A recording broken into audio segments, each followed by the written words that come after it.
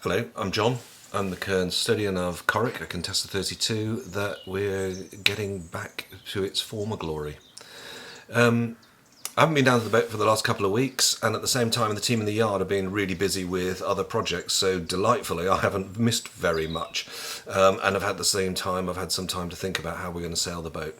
This episode is going to look at the sail plan and the organisations of the lines that make that work. I'm going to show some important work in terms of the water tank design and preparation for build. And I was able to work on the tiller again today. And there was a very pleasant surprise at the end of the day. So a little while ago we cut away the breakwaters, and I was having a conversation with some friends about why we'd done that. That turned into a conversation about the way the lines were going to be rigged. That turned into a conversation about the sail plan. And I thought what I would do just now is explain all of that thinking, but working back the other way around. So what sails are we going to have? Therefore, what lines are we going to have? Therefore, how are we going to lay it out? Hopefully this makes sense, and for those of you who know all of this stuff, I'm sorry, but not everybody does, so I'm going to do a little bit of explanation. So this is somebody else's boat looking rather spectacular, and as you can see there's a mainsail, there is a head sail, and there is a spinnaker, and there's also a spinnaker pole here and a kicker.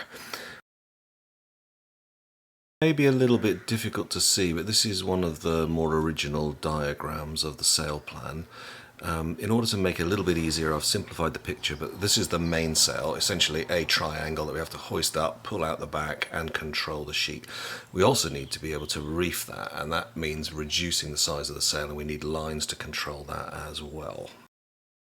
So up forward we have the head sail, and rather than just reducing its size, we change these sails down from a big sail to a number 2, then down to a heavy weather jib, and eventually down to a gale sail.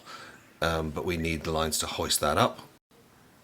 So in light airs we'd have quite a square footage of sail in order to get us upwind, but eventually we might want to go downwind, and that would mean putting up the spinnaker, which is very much a downwind sail. That's going to require another set of halyards, sheets and guys to control that too. On the other hand, if it's very windy, we're going to want a smaller square footage of sail. So in order to control all this, we want to bring it all back into the cockpit, where it will go through a set of jammers to stop them all falling down, and winches in order to help us get them up, and it'll look like a bit like the picture on the right. So knowing what we've got to control, having had a look at other people's boats, came up with this initial layout, and then what we wanted to then do was mock it up.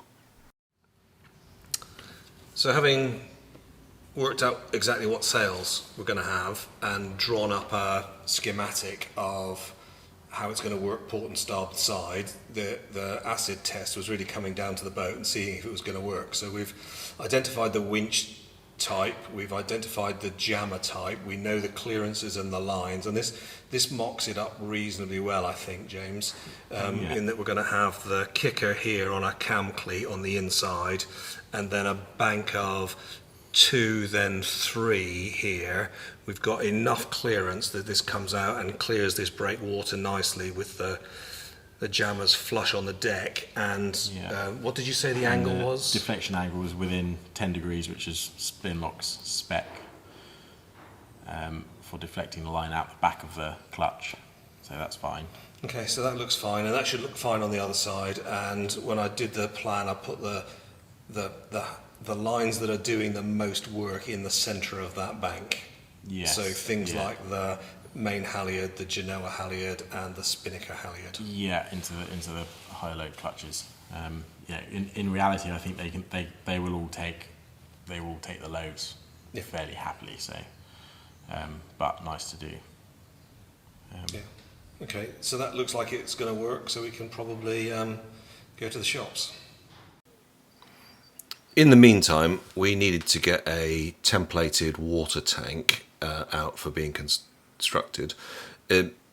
Too awkward a shape to draw it, and therefore George got busy in terms of templating out an entire water tank such that we could build a mock-up and drop it back in.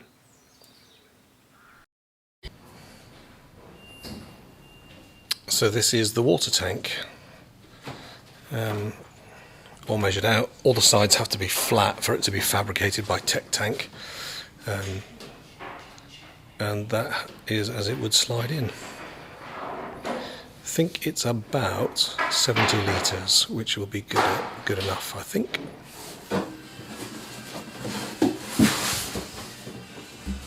So that is the dummy of the water tank that George has spent a bit of time on this morning. I'm putting it in. It looks a little bit like a coffin, which is fine. That seems to fit nice and sweetly, doesn't it? Yeah, I'm happy with that. I think Ideal. if we try and make it any tighter than that, we'll just make our lives difficult getting it in and out. Yep. And because we'll be putting a bit of structure on the top, what's been marked out there is where the various tangs are going to go and where the inspection hatch is, and then the take-off ports and so forth in there.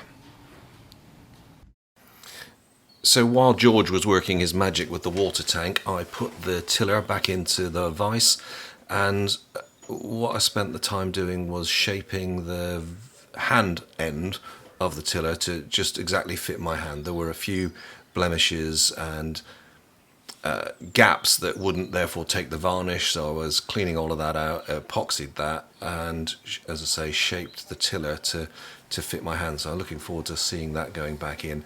When we cleaned it off with white spirit, it was really looking rather fabulous. And if there's one thing that I learned, is that there's more to sanding than meets the eye. I thought we'd got it into a reasonably good condition, and then George was able to spot for me a number of the little defects that would, when we varnished it, show up quite spectacularly, and so we worked really hard in order to remove all of those. A very nice surprise was that the cockpit grating turned up. We thought this had been destroyed. Actually, it had just been put well hidden, and it was brought over the other day, which is really, really good news. The discovery of the cockpit grating really was the icing on a cake of a great week's progress. Things getting built, and I feel a great sense of relief that I've actually committed to some of the things that we're going to buy.